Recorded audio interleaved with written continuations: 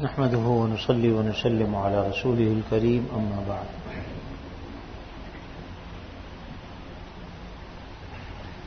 ساڑھے 12 پارے ہو گئے الحمدللہ. سورہ ہود جس کے بارے میں نبی کریم صلی اللہ علیہ وسلم نے ارشاد فرمایا کہ مجھے سورہ ہود نے بوڑھا کر دیا. آپ صلی اللہ علیہ وسلم کے بال مبارک چند ہی بال آپ کے سفید ہوئے تھے کہ کسی نے کہا کہ اللہ کے نبی صلی اللہ علیہ وسلم آپ تو بوڑھے ہو گئے یا آپ کے بال سفید آ گئے. تو آپ نے فرمایا کہ سورہ ہود نے مجھے بوڑھا کر دیا. یا اسی طریقے سے اور جو صورتیں ہیں جس میں اللہ کے عذاب کا ذکر ہے، پچھلی قوموں پر جو عذاب ہوا ہے ان کا ذکر ہے.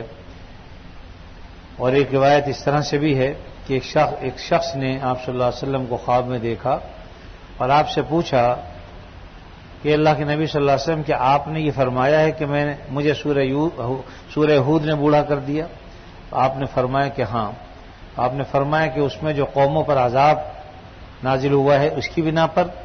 آپ نے فرمایا کہ نہیں، بلکہ اس میں ایک حکم ہے فاستقم کما امرت، کہ بالکل سیدھے رہو جیسا کہ تمہیں حکم کیا گیا ہے.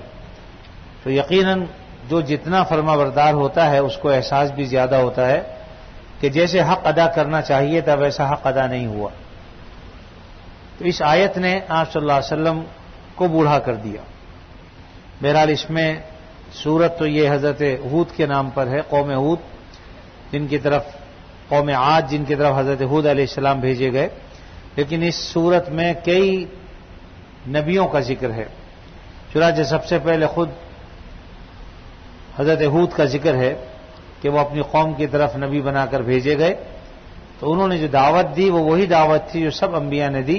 قال یا قوم اعبدوا اللہ ما لکم من الہ غیرہ، اے میری قوم اللہ کی عبادت کرو جس کے سوا کوئی خدا نہیں. اور اس کے ساتھ ساتھ جو تمام انبیاء کا مضمون ہے اس کو بیان کیا.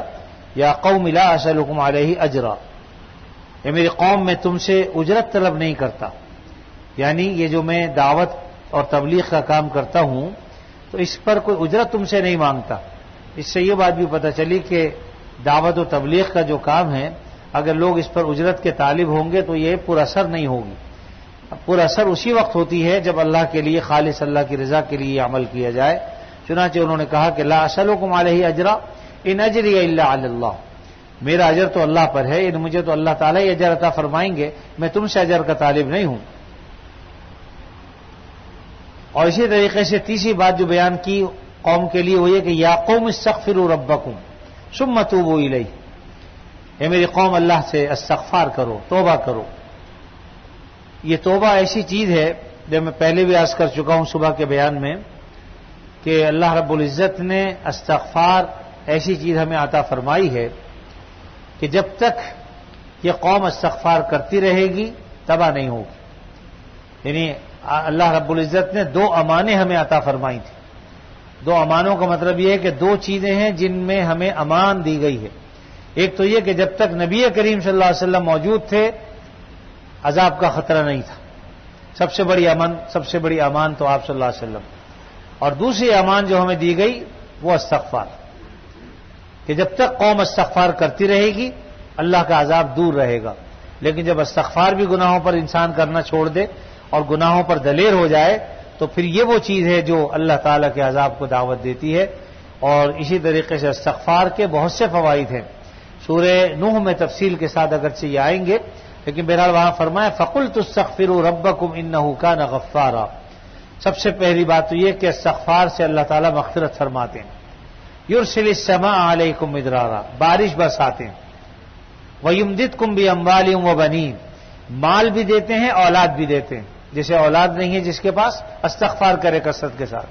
وَيُمْدِدْكُمْ بِأَمْوَالٍ وَبَنِينَ وَيَجْعَلْ لَكُمْ جَنَّاتٍ وَيَجْعَلْ لَكُمْ أَنْهَارًا، باغات عطا فرماتے ہیں. یعنی ویسے تو شاید کوئی آدمی شاید ایک آدھی فروٹ خرید کے لائے لیکن اللہ تعالیٰ پوری منڈی کیا باغ ہی دے دیتے ہیں کہ لو کھائے جاؤ. تو یہ اللہ تعالیٰ استغفار کی برکت سے سب چیز عطا فرماتے ہیں. دوسری جگہ جہاں جو آج میں تلاوت میں نے کی اس میں اللہ تعالیٰ فرماتے ہیں اللہ تمہاری قوت میں اضافہ کرتے ہیں. اگر کسی آدمی کو یہ گلا ہو کہ مجھ میں طاقت نہیں ہے، تو چاہے وہ جسمانی طاقت ہو چاہے روحانی طاقت ہو، استغفار کی یہ برکت ہے کہ اللہ تعالیٰ انسان میں قوت بھی عطا فرماتے ہیں۔ چنانچہ فرمایا وَيَا قَوْمِ اسْتَغْفِرُوا رَبَّكُمْ ثُمَّ تُوبُوا إِلَيْهِ، اللہ تعالیٰ سے استغفار کرو، اس کی طرف رجوع کرو۔ يُرْسِلِ السَّمَاءَ عَلَيْكُمْ مِدْرَارًا، تو اللہ تعالیٰ موسلادھار بارش بھی نازل فرمائیں گے۔ وَيَزِدْكُمْ قُوَّةً إِلَىٰ قُوَّتِكُمْ، اور تمہیں قوت بھی عطا فرمائیں۔ تو یہ ایسی چیز ہے کہ جسے ہم سب کو کرنا چاہیے۔ استغفار بہت بڑی نعمت۔ میں نے صبح فجر میں بھی ایک بات عرض کی تھی کہ ہم سمجھتے نہیں ہیں، چھوٹے چھوٹے سے کلمات ہوتے ہیں جیسے سبحان اللہ ہے، الحمدللہ ہے، لا الہ الا اللہ، اللہ اکبر، استغفر اللہ، ہم سمجھتے ہیں معمولی چیز۔ یہ معمولی چیز نہیں ہے۔ جیسے آپ چھوٹی سی گولی کھاتے ہیں نا، وہ گولی بہت بڑا اثر رکھتی ہے کہ پوری باڈی کا آپ کو ٹھیک کر دیتی ہے، اور کہتے ہیں صاحب کھائی تھی ایک گولی بس بالکل ٹھیک ہو کے کھڑا ہو گیا۔ تو یہ گولی تو شاید معمولی چیز ہے میں سمجھتا ہوں، لیکن اللہ تعالی نے جو کلمات ہمیں دیے ہیں یہ معمولی درجے کی چیز نہیں ہے۔ میں نے صبح بھی یہ بات عرض کی تھی، حضرت سلیمان علیہ السلام اپنے تخت پر بیٹھ کر بما اپنے ارکان دولت کے تشریف لے جا رہے تھے، اور بعض روایتوں سے پتہ چلتا ہے کہ ان کا تخت بہت بڑا تھا، تقریباً 4000 افراد اس پہ بیٹھ سکتے تھے، اور پھر پرندے اس پر سایہ کیے ہوئے چلتے تھے۔ لازمی بات ہے کہ وہ ایسے جہاز تو نہیں ہوتے تھے، ہاں اس جہاز سے بہت بہتر ہوتے تھے۔ تو وہ اتنا بڑا تخت تھا کہ جس پر ان کے آوان و انصار اور ان کے جو ارکان دولت ہیں وہ بیٹھتے تھے، اور اللہ کے حکم سے ہوا اسے اڑا کر لے جاتی تھی، ایک ملک سے دوسرے ملک، ایک شہر سے دوسرے شہر، اور اس شان کے ساتھ چلتے تھے کہ پرندے آپ پر سایہ کیے ہوئے ہوتے تھے، اور اس طریقے سے ایک شہر سے دوسرے شہر جاتے تھے۔ ایک عابد کی جب نظر پڑی اس تخت پر تو اس نے بڑی تعجب کا اظہار کیا، اور ساتھ میں کہا کہ بڑی عجیب چیز ہے اور بہت بڑی چیز۔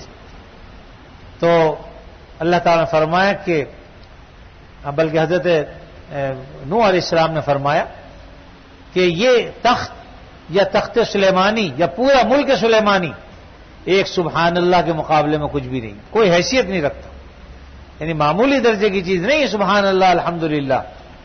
وجہ کہ تخت سلیمانی بھی ختم ہو گیا اور ہونے والی چیز ہے، اور اگر بادشاہت ہے تو وہ بھی ختم ہو جائے گی، لیکن سبحان اللہ کا اجر و ثواب ختم نہیں ہوتا۔ اس لیے اس سبحان اللہ کے اجر و ثواب کو معمولی درجے کی چیز مت سمجھیے۔ تو یہاں پر بھی استغفار کا حکم دیا جا رہا ہے، یا قوم استغفروا ربکم، اے میری قوم اپنے رب سے استغفار کرو، توبہ کرو۔ تو اللہ تعالیٰ کیا کریں گے؟ یرسل السماء علیکم مدرارا، اللہ تعالیٰ آسمان سے تم پر بارشیں نازل فرمائیں گے، وَيَزِدْكُمْ قُوَّةً إِلَىٰ قُوَّتِكُمْ، اللہ تعالیٰ تمہاری قوتوں میں بھی اضافہ کر دیں گے، اور قوت سے مراد جسمانی قوت بھی ہے، روحانی قوت بھی ہے، کہ دونوں طاقتوں میں تمہارے اضافہ ہوگا۔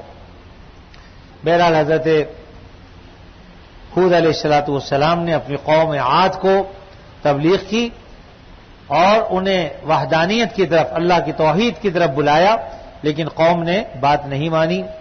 نتیجہ یہ کہ اللہ رب العزت نے پھر اس قوم کو تباہ و برباد کر دیا، ان پر ہوا کا عذاب آیا۔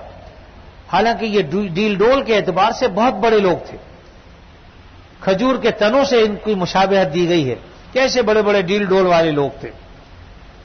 قوم عاد اور قوم سمود، یہ دونوں قومیں اللہ تعالیٰ نے ایسی پیدا کی جو ڈیل ڈول کے اعتبار سے بہت ہی لحیم و شہین تھے، بہت طاقتور تھے لوگ یہ، لیکن جب اللہ کا عذاب آیا ہوا میں ایسے اڑتے تھے جیسے کہ روئی اڑتی، اور اوپر جا کے نیچے گرتے تھے۔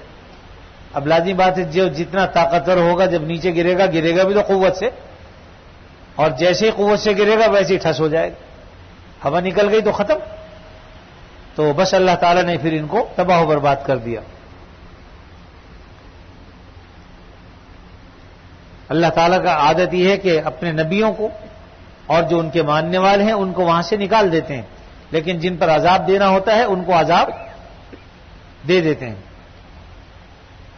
تلک عاد جحدوا بآیات ربہم وعصوا رسلہ، یہ عاد قوم کون تھی؟ جنہوں نے اللہ کی آیتوں کا انکار کیا اور اپنے رسول کا انکار کیا۔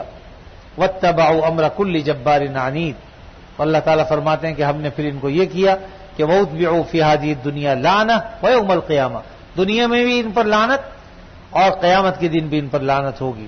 الا ان عادا کفروا ربهم الا بعدا لعاد قوم ہود۔ اللہ تعالیٰ اپنے فضل و کرم سے ہمیں نبی علیہ الصلوۃ والسلام کی نافرمانی سے بچائے اور اپنے فرما بردار بندوں میں شمار کرے۔ اگلی رکوع میں قوم سمود کا ذکر ہے، جن کی طرف حضرت صالح علیہ الصلوۃ والسلام کو اللہ تعالیٰ نے بھیجا۔ یہ قوم سمود، ان کو بھی جو دعوت دی سب سے پہلے وہی دعوت تھی، یا قوم اعبدوا اللہ، اے میری قوم اللہ کی عبادت کرو جس کے سوا کوئی الہ نہیں، اور اس کے ساتھ ساتھ دین کی طرف جو دعوت دینی تھی وہ دی۔ تو اس قوم کا معاملہ یہ تھا کہ انہوں نے کہا کہ ہم ایمان نہیں لائیں گے جب تک ہمیں کوئی ایسا معجزہ نہ دکھا دو، اور پھر باقاعدہ ایک فرمائشی معجزہ کیا کہ یہ جو سامنے پہاڑ نظر آ رہا ہے اس پہاڑ سے ایک اونٹنی پیدا کرو، اور اس اونٹنی کے پیدا ہوتے ہی کوئی بچہ ہو تو تب ہم تمہیں نبی مانیں۔ میرے عزیز و بات یہ ہے، اللہ تعالیٰ فرمائشی معجزے عام طور پہ پورے نہیں فرماتے۔ اس کی وجہ یہ ہے کہ جب قوم کسی نبی سے کوئی فرمائشی معجزہ کرتی ہے اور قوم پھر بھی ایمان نہ لائے تو اللہ تعالیٰ انہیں تباہ و برباد کر دیتے، پھر ان کی تباہی میں کوئی کسر رہتی نہیں۔ تو قوم نے یہ معجزہ طلب کیا۔ حضرت صالح علیہ السلام نے فرمایا کہ بھئی یہ سب میرے ہاتھ میں نہیں ہے، اللہ کی قدرت میں ہے، وہ چاہیں گے تو ایسا بھی ہو سکتا ہے۔ چنانچہ اللہ تعالیٰ سے دعا کی کہ میری قوم معجزہ طلب کرتی ہے، اللہ آپ اپنا عطا فرما دیجیے اپنی قدرت قاہرہ سے۔ اللہ رب العزت نے ان کا منہ مانگا معجزہ عطا فرما دیا کہ ایک اونٹنی برآمد ہوئی ایک سخت پتھر سے، اور برآمد ہوتے ہی وہ گابن اونٹنی تھی، اس نے آتے ہی ایک بچہ جنا۔ اس کے بعد اللہ تعالیٰ نے فرمایا کہ یا قوم، حضرت صالح صاحب فرمایا یا قوم ھذہ ناقۃ اللہ لکم، اے میری قوم یہ اللہ کی اونٹنی ہے، آیتن اس کی نشانی ہے، فذروھا اس کو چھوڑ دو، تاکل فی الارض زمین میں کھائے پیے، یعنی اس کو تنگ مت کرنا، ولا تمسوھا بسوء اس کو ہاتھ مت لگانا برے ارادے سے۔ ویسے کوئی ہاتھ لگائے پچکارنے کے لیے تو ایک الگ بات ہے، لیکن فرمایا ولا تمسوھا بسوء، کیا ہوگا فیاخذکم عذاب قریب، اگر تم نے برے ارادے سے ہاتھ بھی لگایا تو تمہیں بہت جلد عذاب پکڑ لے گا۔ اللہ تعالیٰ نے یہ معاملہ کیا کہ وہاں ایک کنواں تھا جس کنویں سے قوم عاد کے لوگ پانی پیتے تھے۔ جب یہ اونٹنی پیدا ہوئی اللہ تعالیٰ نے امتحان کے طور پر یہ کیا کہ ایک دن لوگوں کے لیے رکھا کہ بھئی اس کنویں سے پانی پیا کرو، اور ایک دن اونٹنی کے لیے وقت کر دیا کہ یہ پیے گی، تو ایک دن میں تو وہ پانی پی جاتی تھی سارا، اور باقی جو دوسرا دن تھا وہ قوم کے لیے تھا۔ حالانکہ اللہ تعالیٰ نے اس کا متبادل دیکھیے کیا عطا فرمایا کہ وہ اونٹنی دوسرے دن جس دن پانی پیتی تھی دودھ اتنا دیتی تھی کہ وہ دودھ پوری قوم کے لیے کافی ہو جاتا تھا، لیکن ناہنجار قوم تھی، اللہ کی نعمتوں کی قدر نہیں کی، اور انہوں نے بس یہ کہا کہ جی پلان بنایا کہ اس کو کسی طرح قتل کرو، مارو، یعنی طلب بھی خود کیا اور مار بھی خود رہے۔ اب لازمی بات ہے کہ کوئی ڈر کے مارے آگے نہیں بڑھتا تھا، پھر وہ فتنہ آگے آیا جو سب سے بڑا فتنہ ہے۔ دو عورتیں آگے بڑھیں اور انہوں نے کہا کہ بھئی جو ان کو اس اونٹنی کو قتل کرے گا ہم اس سے شادی کریں گے، ہم نکاح کریں گے۔ بڑھ گئے دونوں جوان آگے اور وہ چھپ کر بیٹھ گئے۔ جب وہ اونٹنی ایک جگہ سے گزری انہوں نے اس کو زخمی کر دیا، چنانچہ اس نے بہت زور کی چیخ ماری، اور پھر اس کے بعد ان پر اللہ تعالیٰ کا عذاب آیا۔